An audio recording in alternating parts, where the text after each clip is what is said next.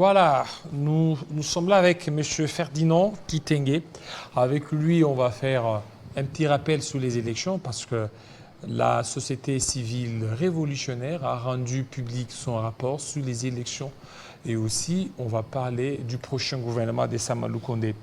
Maître Ferdinand Kitenge, bienvenue encore. Merci beaucoup, monsieur Jean-David. Alors, vous aviez fait une sortie médiatique au cours de laquelle vous aviez rendu public votre rapport et vous aviez parlé aussi de la situation sécuritaire ici à Kinshasa et dans l'est de la RDC. Et c'est sur base de quoi est basé votre rapport? Merci beaucoup, monsieur Jean-David, pour cette invitation. Je commence à souhaiter aux uns et aux autres bon mois d'avril quand même. Et cette question a été très complexe, vous le savez. Nous, en tant que société civile, nous avons été... Oui, vous continuez, Jocelyn, la thématique, c'est passé là. OK.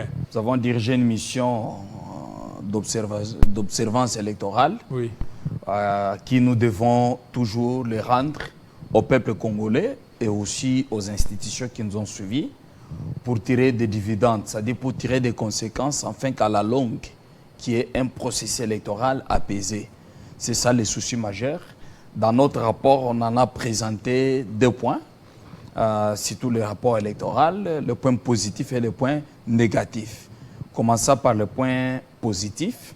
Nous avons dit que la commission électorale, d'abord la volonté politique du président de la République, Félix Tshisekedi, d'appuyer qui est la tenue des élections dans les délais constitutionnels. C'est quelque chose qui a été salvatrice. Et aussi l'implication par la Commission électorale nationale indépendante, cette fois-ci de la diaspora congolaise, de participer aux élections présidentielles, c'est quelque chose d'avancé.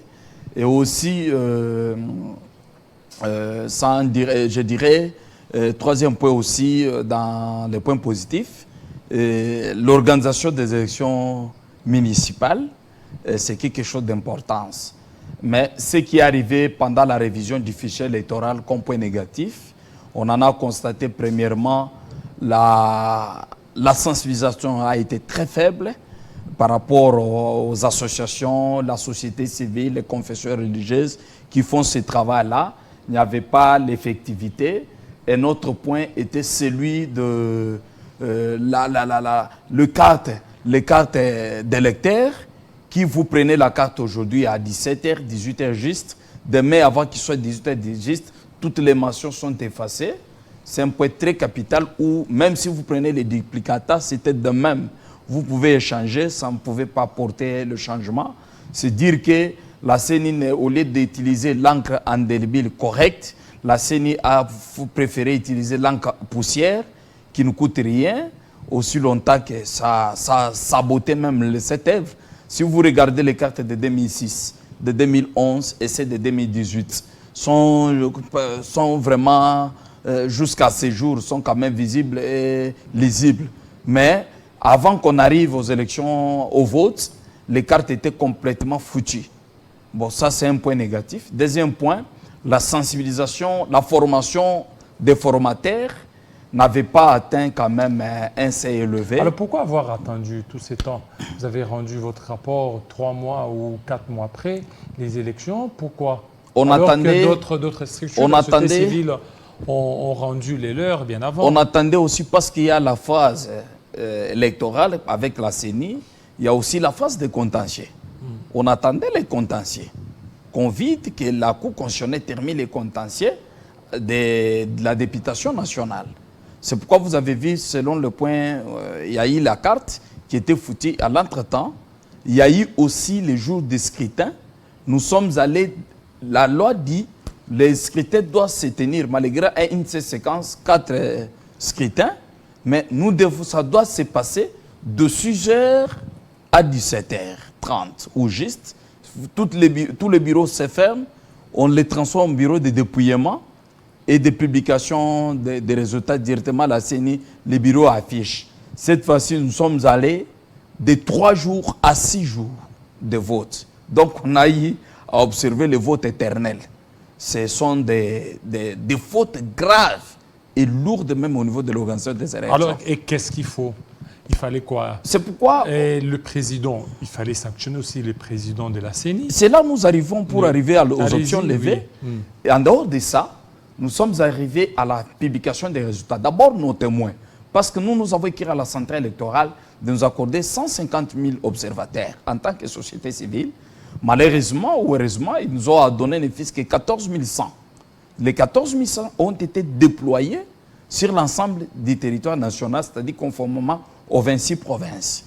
Mais nous avons le rapport général. Les témoins et les observateurs étaient chassés dans des bureaux de vote. On ne sait pas pourquoi, à un certain moment donné. Et de deux, les résultats. Et donc, tous les candidats, majoritairement des candidats, ont eu des machines à voter par-ci, par-là, des PV, les fiches électorales. Et donc, les mêmes fiches de résultats, les mêmes machines à voter, ce sont les mêmes machines à voter que des candidats autres se sont retrouvés avec. Et parmi lesquels, ces candidats aujourd'hui sont députés, ils siègent. Donc, ce sont des points très négatifs. Et sur ces, nous avons eu à lever, quand bien même la CENI a condamné l'invalidation juste ou injuste de ces 83 qui sont restés 82 candidats. Mais or, il y en a tant d'autres sans enquête efficace, comme on l'avait dit autrefois. Et le procureur général après la Cour de cassation s'en est saisi de cette affaire uniquement pour ouvrir les enquêtes contre les 82 candidats. Or, il devait d'abord commencer à ouvrir les enquêtes sur les bureaux de la CENI dirigés par le président Denis Kadima. Ouvrir les enquêtes, les cas échéants, les suspendre, de ne plus exercer, les interdire de ne plus d'abord exercer par rapport jusqu'à tel point que les enquêtes vont finir. Mais ce qui n'a jamais été fait, je crois que les procureurs généraux nous suivent, nous l'avons demandé dans nos rapports, d'ouvrir l'enquête contre le président Kadima et son bureau, le secrétaire exécutif national de la CENI, et celui qui est chargé de la logistique de la CENI, tous les secrétaires exécutifs provinciaux, y compris les chefs d'antenne et aussi d'autres chefs de centre qui savent comment ils ont eu à céder ou à cadonner les machines à voter. Ça sera justice. Ça, c'est un, toujours dans les points positifs. Et puis négatif, autre point, c'est nous avons carrément appelé au peuple congolais et au gouvernement qu'en 2028, comme prévu par la Constitution et l'élection, nous n'irons plus aux élections avec la machine à voter. Fini la formule ou le régime des machines à voter. Mais là, vous voulez quoi? Parce qu'il ne rassure plus. Nous irons cette fois-ci aux élections en 2028 avec les bulletins de vote. Oui, mais ça on vous donne les bulletins de vote, vous votez, et ce sont ces bulletins-là qui seront dépouillés. Vous savez les risques? Nous ne connaissons même pas l'ordre de dépouillement. La CENI ou les bureaux de compilation n'ont pas dépouillé. La CENI a donné les résultats, pouf, c'est tout. Pourquoi? Parce que les machines avaient des pistes qui envoyaient déjà les résultats. C'est lui-même qui pouvait décider, comme il le veut, de nommer comme il se disait ou publier qui il voulait, au détriment des personnes qui ont été correctement élues. C'est pour dire même le Parlement en question est très mal constitué. C'est pourquoi les options sont levées qu'on n'ira plus jamais avec la machine à voter au Congo aux élections. Ça, je vous dis que la machine à voter ne passera plus. Plus question que une machine à voter, même ceux qui ont là, ils peuvent brûler ou revendre. Non, mais c'est... Voilà. Mais en fait, jusque-là, il n'y a pas une loi qui interdit l'utilisation des machines à voter. Donc, c'est encore en vigueur. Nous allons obtenir cette loi. C'est encore en vigueur. Nous allons obtenir cette loi. Nous allons obtenir cette loi pour qu'il n'y ait pas... Vous savez, la loi, c'est le peuple. La loi, c'est le peuple. La loi, c'est la voix du peuple. C'est ça, la loi. La loi suprême, c'est la voix du peuple. Imaginez-vous une élection qui est allée à 5 jours. Les votes qui sont allés à 5 jours, 6 jours, une semaine. Or, dans un bureau de vote, il faut voter n'importe que 600 personnes. Nous nous demandons sur 600 personnes. Or, les élections, le vote s'était déroulé 24/24. Voilà ce point-là. Les élections sont passées. Vous avez établi votre rapport. Vous aviez remis auprès de qui? Bon, c'est ce que nous disons. On attendait les contentieux. Au niveau des contentieux électoraux, la Cour constitutionnelle nous a rendu quand même un arrêt dans les délais. C'est un peu très positif. Malgré ils sont à neuf. Il n'y a pas de conseil référendaire, tout ça. On a eu même à saluer les bureaux de la Cour, donc pas les bureaux, les membres de la Cour constitutionnelle et son président, président Dieudonné Kamoul était. Pour cette œuvre, pour ce travail fourni à temps. Nous avons salué en tant que peuple. Malheureusement, ce qu'on attendait, ce n'était pas ce qui s'était passé. Parce que nous, peuple, on attendait l'invalidation même de 50% de ces députés. La Cour constitutionnelle... L'invalidation? Oui. Pouvait invalider même 50, c'est-à-dire 250 députés. Ça pouvait apaiser l'esprit des Congolais. Pourquoi? Parce qu'aller jusqu'à quelques candidats invalidés là, en tout cas, nous ne sommes pas satisfaits. Parce que nous connaissons comment tous ces gens qui vous parlent aujourd'hui sont passés. Parce que nous, souci majeur, on a besoin que les pays décollent et que la RDC recouvre quand même son statut. Son statut de la démocratie. C'est ça le souci majeur. Voilà. On a salué cette œuvre de la Cour constitutionnelle qui a été même vilipendée par les corrupteurs et les tricheurs et les fraudeurs électoraux. Tout ça. Alors, la Cour constitutionnelle a rendu son arrêt dans les contentieux électoraux. L'informateur a terminé son travail. Cap vers le gouvernement. Vous risquerez d'oublier un peu aussi de nos rapports parce que je voudrais répondre à la question à qui on devait donner. Nous avons fait dans le rapport une mise au point sur la situation sécuritaire sociopolitique du pays. On a eu à comprendre que d'abord, si 26 provinces, il y en a 3 sous tension, sous l'agression du Rwanda avec le président du M23, Paul Kagame, président du Rwanda, et ses supplétifs, le MM M23, et quelques Congolais complices inconscients qui sont au M23, que je ne peux même pas citer, vous les connaissez, et aussi la complicité de la communauté internationale et les multinationaux. Sur ce point, on a dit qu'aucun mètre des sols congolais ne sera jamais balkanisé. Ça, ce sont les options. On a appelé les représentantes du secrétaire national de l'ONU, des Nations Unies, Mme Bintou Keïta, qui est chef de la MONUSCO, d'emballer leurs effets et quitter les sols congolais parce qu'on ne veut pas de la MONUSCO au Congo. La MONUSCO doit quitter à l'immédiat, doit vider les sols congolais parce qu'ils ont fait plus de 20 ans. Aucun changement sécuritaire.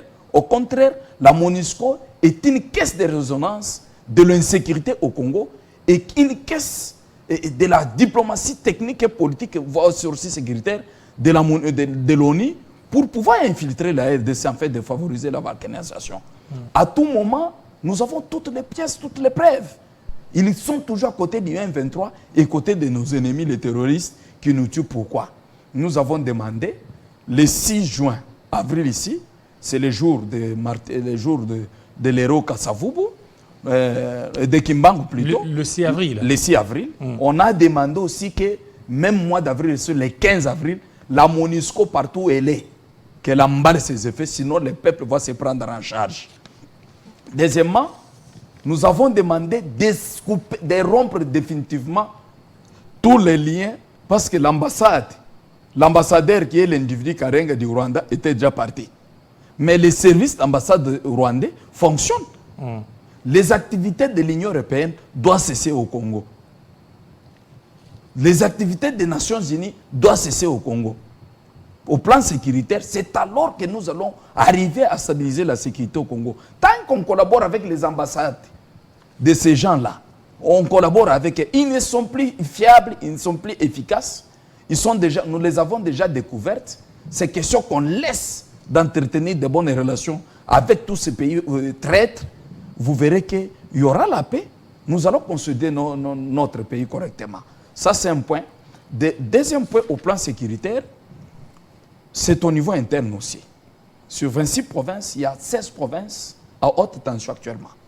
Il y a le banditisme urbain, communément appelé Koulouni, qui n'est plus un phénomène, qui est un fait. Bref, prenons l'hypothèse de Kinshasa. Toutes les avenues, tous les quartiers, toutes les communes, la circulation devient pratiquement impossible. Pourquoi? Parce que la police qui devait aider à établir l'ordre public, ce sont des mêmes polices, la Souciat, qui prennent du chanvre, le Lutuku, sous-communément appelé Agen, avec les mêmes koulounes. Les matins, les soirs, allez-y, vous allez déplorer. C'est grave. Le chef de l'État doit revoir tous ses services et voir aussi les animateurs centraux.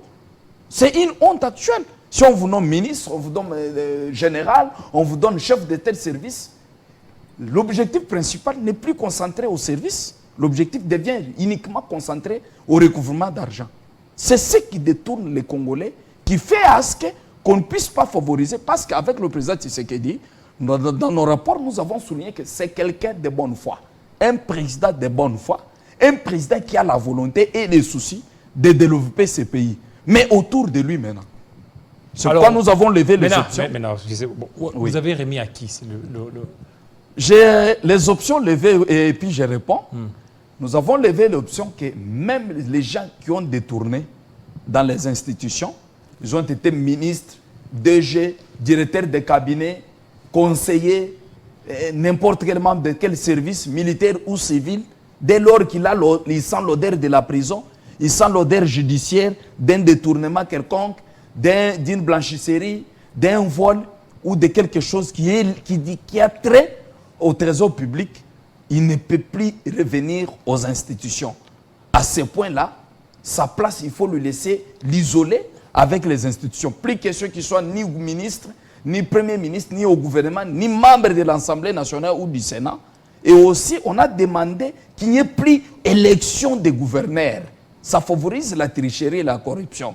Qu'il n'y ait plus les Sénats. Parce qu'il faut dissoudre la Chambre haute. Qu'on reste avec l'Assemblée nationale et les assemblées provinciales, puisque c'est un organe délibéré des provinces. Parce que les sénateurs sont issus de la corruption, comme les gouverneurs. Monsieur Kiteng, vous n'avez pas quand même résolu. Donc, maintenant, le rapport est beaucoup plus succinct. Notre rapport, nous sommes en train de notifier. C'est-à-dire, on communique. Nous attendons remettre des mains propres au président de la République notre rapport. Nous allons encore remettre des mains propres le Premier ministre qui sera élu et qui sera nommé plus tôt dans les prochaines heures ou jours. Nous allons encore rendre notre rapport au bureau qui viendra de l'Assemblée de la CENI, parce que ce bureau-là n'est pas crédible, de M. Kadima. Nous allons rendre notre rapport auprès du président de la Cour constitutionnelle, qui est le président du Conseil de la magistrature. Nous allons rendre notre rapport auprès du président de l'Assemblée nationale, qui sera élu par ses pairs, le bureau de cette Assemblée nationale. Donc, que vous dénoncez, vous allez encore remettre ces rapports? Non, il y a aussi quelques députés qui ont été élus. On n'a pas dénoncé tous. Il y a quelques députés. Et de bonnes moralités qui vont passer. Alors pourquoi le retard dans l'élaboration de votre rapport? Il n'y a pas de retard parce que... Oui, mais parce que on déjà, attendait... il y a eu beaucoup de structures qui ont rendu le rapport. Je vous explique. Il y a un point que vous oubliez. C'est fait le 30 mars que les cours d'appel ont publié les rapports. C'est-à-dire ont publié les arrêts définitifs, publiant les élections définitives des députés provinciaux. Donc nous ne sommes pas en retard. Nous sommes pas... Au contraire, on a pris même l'avance de 48 heures pour ne pas attendre le bureau. Parlons maintenant du Premier ministre. Oui. Le rapport, c'est bien, vous avez parlé. Oui. Vous avez parlé de la Cour constitutionnelle, de travail, de l'informateur, quand même, vous n'avez pas épinglé. Mais aujourd'hui, beaucoup de gens attendent un Premier ministre. Et vous, qui peut remplacer Samalou Kondé?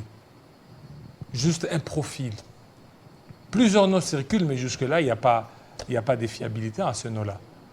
Bon, moi, souvent en tant que société civile, nous ne pouvons pas citer les noms. Non, vous ne citez pas les noms. Mais à ce que je sache, c'est que ce gouvernement n'était pas à la hauteur de répondre aux besoins du peuple congolais. Le gouvernement Sama. Le gouvernement Sama, c'est un gouvernement qui a été très foutu. C'est le premier ministre le plus faible qui, depuis qu'on a connu. Il est comme Tchibala. Hein? À l'époque du premier ministre Tchibala, c'est le premier ministre le plus faible qu'on a connu. Même Tchibala avait organisé aussi des élections, c'était bien. C'est le premier ministre le plus faible, Sam Lukonde, qu'on a connu depuis que la République est République. Nous ne voulons pas que... Parce que le président public dénonce, mais le gouvernement ne saisit aucune Mais opportunité. lui-même, le président a dit que c'est l'un des meilleurs premiers ministres que la RDC. Je vous donne l'exemple. Il n'a tout ce, voyez tout ce que nous avons porté, tout ce que nous mangeons. S'il était meilleur Premier ministre, selon vos dires, Non, pas me dire. la RDC importe la semoule. C'est une honte pour cette République. La RDC importe le chincha.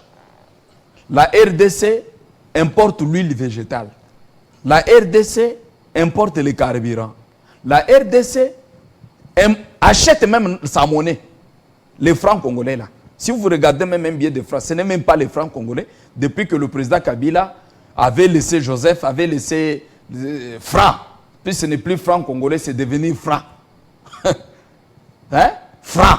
Donc nous achetons la monnaie. Les taux d'inflation monétaire. Le dollar est aujourd'hui, 1 dollar est égal à 30 000 francs congolais. 3 000 francs congolais. Donc c'est un danger. Je ne sais pas. Avec ce point-là, c'est pour dire qu'il y a des misères maintenant la misère a atteint un niveau très exacerbé. C'est ceux qui travaillent, ceux qui ne travaillent pas se plaignent. C'est pour dire que en quoi il a été manager. Donc nous avons besoin d'un Premier ministre, pas celui qui vient alimenter sa propre santé, mais nous avons besoin d'un Premier ministre qui regarde l'intérêt supérieur de la nation. Un Premier ministre qui doit tout faire pour que les produits de première nécessité recouvrent sa première valeur. Donc la population mange l'eau à boire ici. 1 mètre cube au niveau de la régie des eaux, c'est maintenant 4 000, 5 000 francs. 1 mètre cube de l'eau au niveau de la régie des eaux, 5 000, 4 000 francs, notre propre eau. À quoi il a été manager. Donc les courants électriques en ville ici à Gombe, ça part. Il y a des villages ou des provinces où il n'y a même pas les courants. Je vais vous citer, il y en a tant. Prenons la Mongala, la province de l'Omami. Il y a des provinces que c'est une honte pour ce gouvernement qui n'avait pas été à la hauteur de satisfaire les besoins du peuple. Mais il y a eu quelques ministres qui se sont marqués individuellement. Mais sinon, voyons même au niveau de l'aspect juridique ici. Toutes les décisions de justice sont achetées. Toutes les décisions. Je vous dis vrai beaucoup. Là, les juges aujourd'hui, il faut les visiter, donner l'argent, ils vous donnent, même si vous avez raison. Un gouvernement qui a montré un niveau de complexe très élevé. Et la ministre de Justice, qu'est-ce qu'elle a fait? Elle ne fait rien. La ministre de la Justice. C'est la vérité. Parce qu'elle faisait quelque chose, elle allait apporter un changement. Et puis, elle a pris une grande décision pendant l'expédition des affaires courantes. Laquelle? Par rapport à la levée du moratoire. Le moratoire, c'est un programme du gouvernement. Oui, mais on a donné la ministre pour oui, c'est elle qui a pris ça. Pour communiquer. Est-ce que dans un gouvernement qui expédie les affaires courantes? Je vais vous dire vrai que le ministère de Justice, Affaires sociales, le ministère des Recherches scientifiques, le ministère de l'Agriculture, ce sont des ministères de la jeunesse, ce sont des ministères qu'on donne à la société civile. Et en fait, des gens chevronnés qui ont l'expérience dans les choses. Voilà, donc c'est dire que ce gouvernement, nous avons besoin d'un Premier ministre qui est d'abord manager, qu'il soit homme ou femme, capable des produits qu'on produise au Congo. Merci beaucoup. Capable. Et puis, vous savez, même le formateur qui a fait un grand travail a été bité à beaucoup de difficultés parce qu'il s'est référé qu'à des partis politiques qui vont envoyer bientôt leurs gendres, leurs petits frères, leurs enfants. C'est ça les jeux congolais. Merci beaucoup, M. Ferdinand. Nous demandons au président de la République de veiller sur toutes ces choses afin que les choses changent. Parce que le président Tshisekedi est de bonne foi pour développer ce pays. Merci. Mais il doit nous écouter. Voilà, merci. Cette fois-ci, qu'on ait une bonne image. Voilà, on prend un deuxième invité. Des personnes à la place qu'il faut. C'est bon. Voilà les soucis majeurs de la société civile et révolutionnaire.